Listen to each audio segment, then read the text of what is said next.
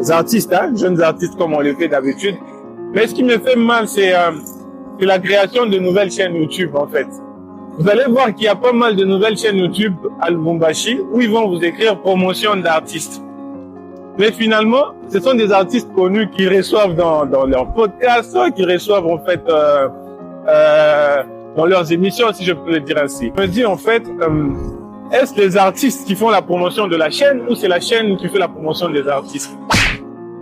Nous, on se révolte un peu. On se révolte à chaque fois avec nos moyens pour promouvoir nos jeunes artistes parce qu'on s'est dit que c'est la jeunesse qui est l'avenir de la société. Ce qui me vient à l'esprit, hein, j'ai parachève, c'est que ce qui me vient à l'esprit, c'est que c'est ce qui arrive en fait quand on a des grandes finances, mais on a une petite histoire en fait.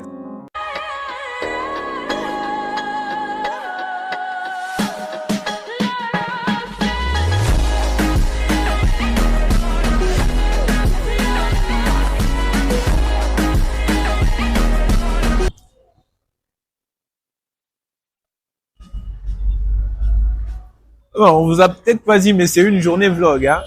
Vous me connaissez en tant que défenseur judiciaire, en tant qu'écrivain, éditeur, hein, éditeur de texte. Mais aujourd'hui, je suis éditeur de contenu.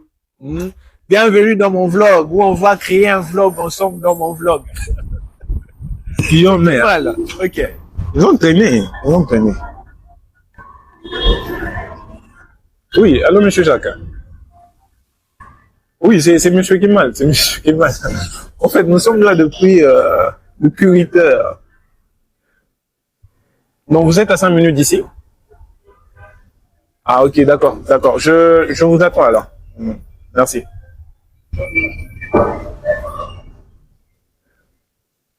Ah non, mais c'est ça, hein. Quand les clients sont en retard, ça passe. Mais pour les prestataires des services, c'est un sacrilège. Ouais. Oui, ce que j'étais en train de dire tout à l'heure, c'est que moi, je perçois mal qu'il y ait plusieurs chaînes YouTube louchoises qui écrivent en bas, hein, qui écrivent en description en fait, promotion des jeunes artistes. Mais quand on voit leur content, quand on voit leur contenu en fait, on se rend compte que en fait, ils ne font que la promotion des artistes connus. Finalement, est-ce les artistes connus qui font la promotion de la chaîne ou bien c'est la chaîne qui fait la promotion des artistes connus?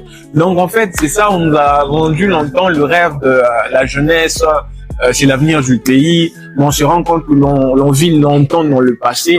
On dit que la jeunesse c'est l'avenir de notre pays, mais on se rend compte que la jeunesse ne vit que le passé de son pays. Donc on essaie de se prendre en main, on est là pour promouvoir les jeunes artistes.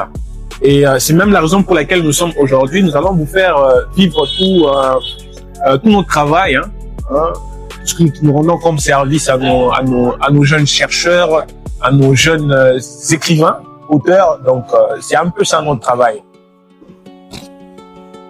Tout à l'heure, j'étais en train de parler à Madame Bernadette qui est à l'intérieur.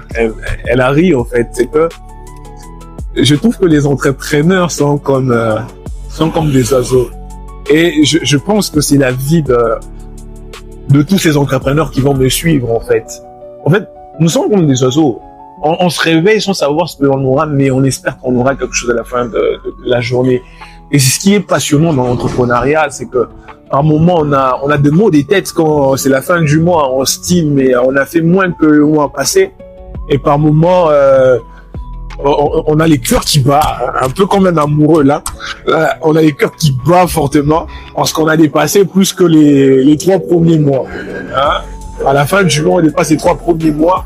Et tout comme on a de maux des têtes, de nuits blanches, quand on n'arrive pas à atteindre ce qu'on a fait le mois passé. Donc nous sommes comme des oiseaux. On ne sait pas qu'est-ce que l'on aura demain, mais on se réveille avec cette affirmation de se dire que on aura quelque chose à la fin de la journée. Ils ont traîné, hein. Les gens, ils ont vraiment traîné. Ça, c'est pour les écrivains, les auteurs. Hein. Vous en avez tellement parlé que... Mais ça, c'est pour les écrivains. En fait, Je sais pas si on me comprend. Mais je vais essayer de réitérer ce que j'ai dit à chaque fois. C'est que ce n'est pas que vous êtes de mauvais artistes. C'est pas que vous écrivez mal. Non, pas du tout. C'est que vous avez mal compris le monde actuel. Vous avez oublié que nous assistons à une révolution. Nous sommes dans une époque où on assiste à une prolifération des écrits sur le marché. Tout le monde écrit, tout le monde veut être écrivain. Et quand vous publiez votre livre, vous savez ce que les lecteurs se disent en eux? Ils se disent, voilà encore un autre qui a utilisé ChatGPT. Donc, ce qui va faire votre différence sur le marché, c'est votre plus-value. Quand on sait associer la personne que vous êtes et aux écrits que vous nous transmettez. Et donc, il faut travailler sur votre personal branding. On sait comment vous pensez en tant qu'écrivain. C'est une question d'apporter un changement significatif. Je veux pas, en fait, que l'on pense que j'ai partirai comme je suis venu. Non. C'est pas ça mon truc. Je ne pense pas que c'est ça que l'on va faire. Je pense pas, en fait. Comment partir comme je suis venu? Non. Faudrait que l'on sente que non, quand le gars est venu, il y a des choses qui ont changé. Donc, quand il est parti, hein, voilà. Donc, c'est ça. Là, on sera obligé de refaire certaines parties de l'autre côté, chez les témoins de Jéhovah. on va devoir faire quelques parties là-bas, parce que il faudrait que l'on crée quelque chose d'assez spécial, d'assez différent, tu vois. Actuellement, dans l'industrie de la création, hein, il y a plus de contenu IA. Il y a plus de contenu IA.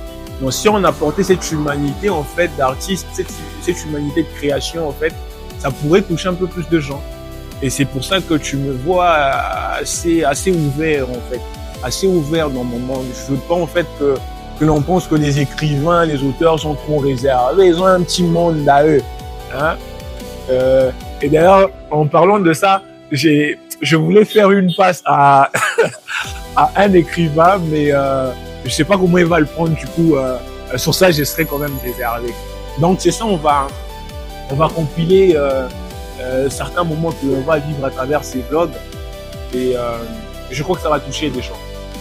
Ou avec nos matériaux, on va faire ces vlogs parce que l'on veut réellement faire la promotion d'artistes. Et aujourd'hui, on a Maître Van Dan. Monsieur Van Dan. Très heureux de vous revoir. Je vous ai vu il y a très longtemps. Ouais. Il y a très longtemps. Mais je ne sais pas si vous m'aviez vu. Oui, déjà. Ok. J'ai connu la route. Ok. Là, c'est Maître Jacques Boy. Donc aujourd'hui, ça sera un des meilleurs vlogs que l'on va produire, et j'espère que on sera à la hauteur de leur bon français en tant que juriste. Ok.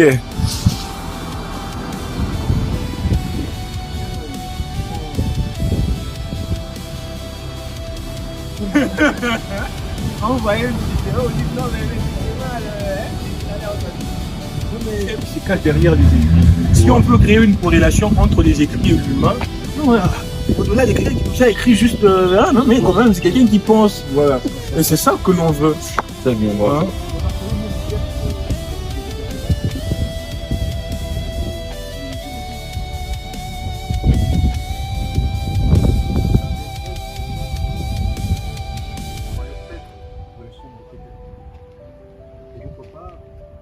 Les États qui auraient été les acteurs et sujets de ce droit international historique se sont plus seuls sur la scène mondiale. Cette idéologie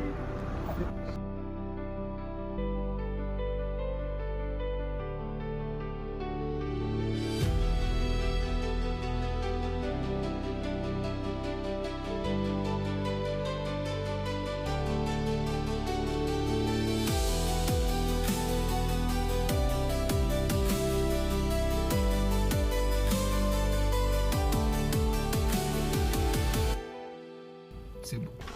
Ah ok, là on a fini cette scène. C'était pas facile, hein. C'était un grand défi pour les créateurs de contenu comme pour orateurs. Heureusement que la perfection est son quotidien, et on espère que ça va donner un bon visionnage. La suite.